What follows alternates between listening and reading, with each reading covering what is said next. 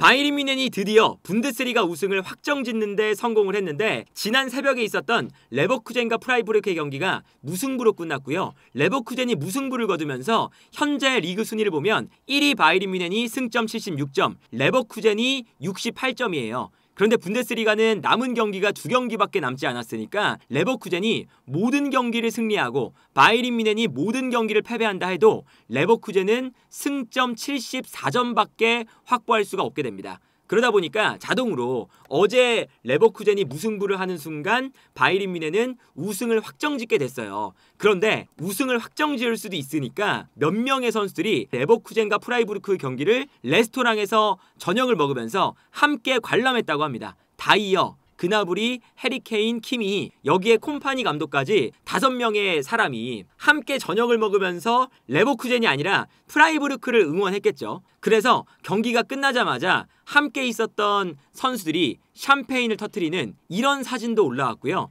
특히나 해리케인 같은 경우에는 프로 데뷔 이후에 첫 번째 우승이다 보니까 본인의 SNS에 이렇게 챔피언이 됐다라고 하면서 노래를 부르는, 그리고 이제 우승을 만끽하는 이런 영상을 올리기도 했습니다. 그래서 실제로 해외에서도 해리케인의 저주가 풀렸다, 해리케인이 드디어 커리어에서 첫 번째 우승을 달성했다라는 이야기가 올라오고 있거든요. 그래서 여러 매체에서도 ESPN 같은 경우에는 해리케인의 우승 가뭄이 바이에른 뮌헨 우승으로 끝났다, 그의 커리어 첫 번째 메이저 트로피를 향한 오랜 기다림이 끝났다, 이렇게 표현을 했고요. 데일리 메일에서도 해리케인이 마침내 31살의 나이로 커리어 첫 우승을 차지했다. 텔레그래프 같은 경우에는 이번 우승으로 해리케인이 우승 경험이 없다고 하는 모든 바보들이 입을 다물게 되었다. 이제 드디어 해리케인은 우승 메달까지 획득하면서 세계 최고의 선수 중 한 명으로 자리매김을 했다. BBC 같은 경우에도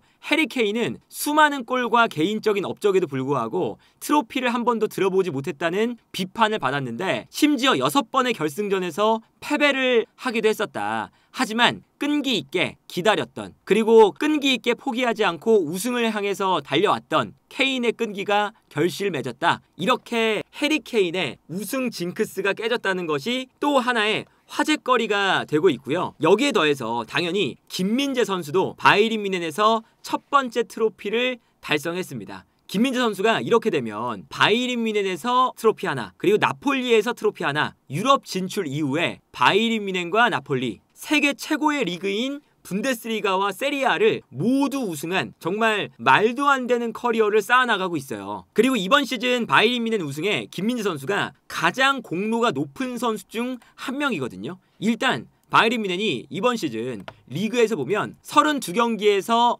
32개의 실점, 최소 실점 팀이고요. 김민재 선수가 부상을 당하기 전에는, 최근에 경기를 빠지기 전에는 한 경기당 한 골도 실점하지 않는 팀이었죠. 그런데 이게 놀라운 건 바이에른 뮌헨이 굉장히 공격적인 팀이잖아요. 이번 시즌에 32경기에서 93득점, 엄청난 득점력을 보여주고 있어요. 물론 이런 득점들이 약간 몰아넣는 득점도 꽤나 존재하고 있긴 하지만 어쨌든 이런 득점이 나오는 이유는 라인을 과감하게 올려서 공격을 계속해서 몰아붙이기 때문에 이런 득점력이 나오는 거고, 그렇다면 수비에게 엄청난 부담이 가는데도 불구하고 김민재와 우파메카노, 이 2명의 중앙 수비 라인이 얼마나 수비를 잘하면 한 경기당 한 골도 실점하지 않는 기록을 유지하면서 이런 많은 득점을 기록을 한 거니까 일단 수비수에게 정말 찬사를 보낼 수밖에 없는 시즌이었고요. 여기에 더해서 김민재 선수가 최근에는 경기를 꽤나 빠졌거든요. 예를 들면 25라운드와 26라운드 모두 빠졌고, 최근에 30라운드도 빠졌고요. 가장 최근에 있었던 32라운드 라이프치히전도 빠졌어요. 그리고 중간에 있었던 마인츠전도 중간에 전반전만 소화하고 교체가 됐었죠. 도르트문트전도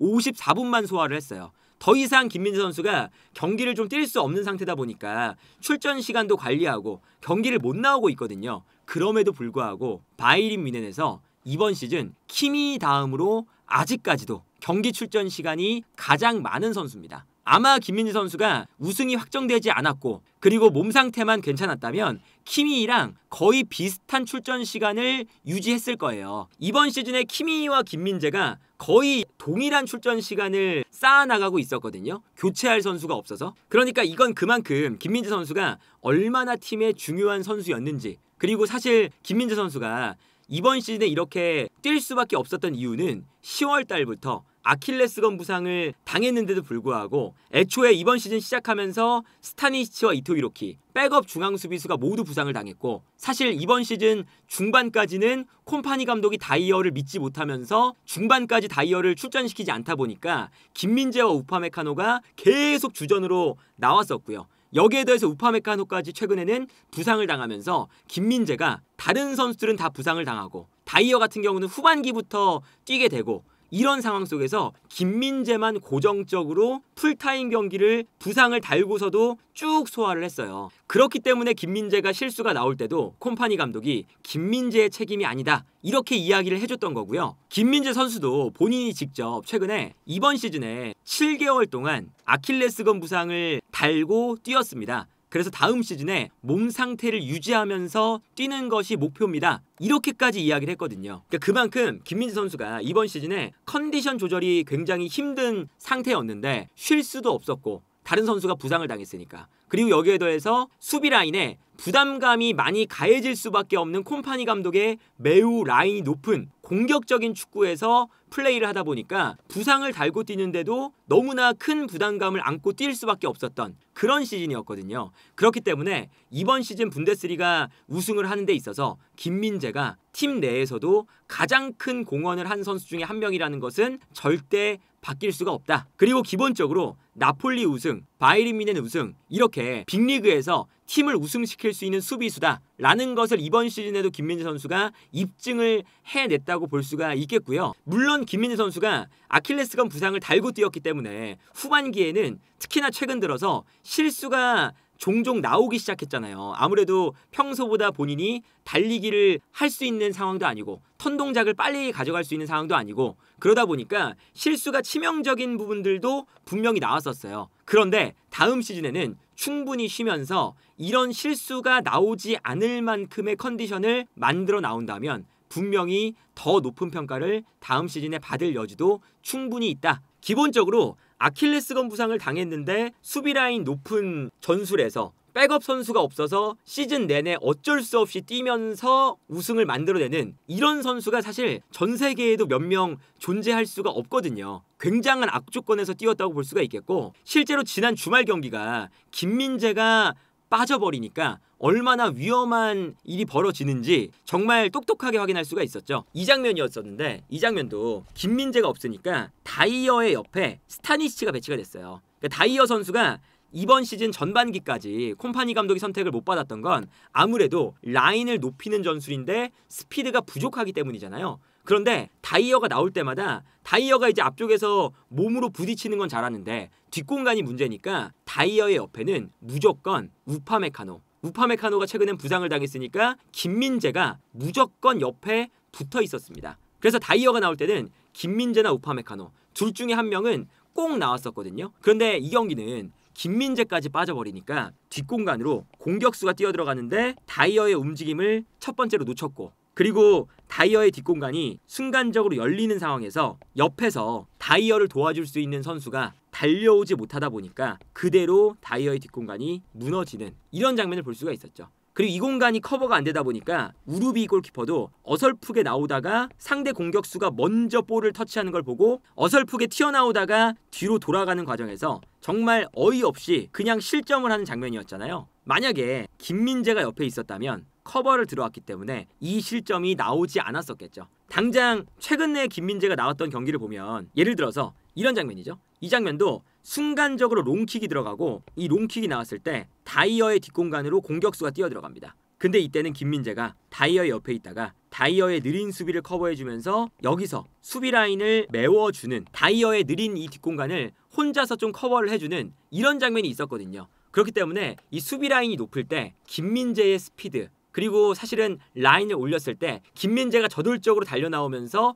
공격수와 부딪히면서 볼을 빼앗아주는 이 앞쪽 라인에서 라인을 만들게 하는, 얼마나 김민재 선수의 수비가 콤파니 감독의 전술에 핵심적인 선수인지를 증명을 한 거고, 그리고 김민재 선수가 최근에 원래 3월 A매치가 끝나고 나서 어느 정도 쉰 다음에 인터밀란과의 8강전을 치르는 게 바이에른 뮌헨의 플랜이었어요. 근데 3월 A매치가 끝나자마자 우파메카노가 시즌아웃 부상을 당하면서 어쩔 수 없이 김민재가 부상이 악화되어 있는데 나오다 보니까 실수가 나왔었죠. 그런데 3월 달까지만 하더라도 김민재 선수가 챔피언스 리그에서도 어떤 모습을 보여줬냐면 뒷공간 커버는 물론이고 패스를 공급하는 데 있어서도 굉장히 뛰어난 모습을 보여줬어요. 그래서 레버쿠젠과의 챔피언스 리그 16강전 이런 경기들을 보면 김민재가 볼을 가졌을 때 전방으로 공격수들이 뛰어나가고요. 뛰어나가는 공격수에게 김민재가 한 번의 패스를 뿌려주면서 이 롱킥이 워낙에 정확하다 보니까 한 번에 김민재의 롱패스가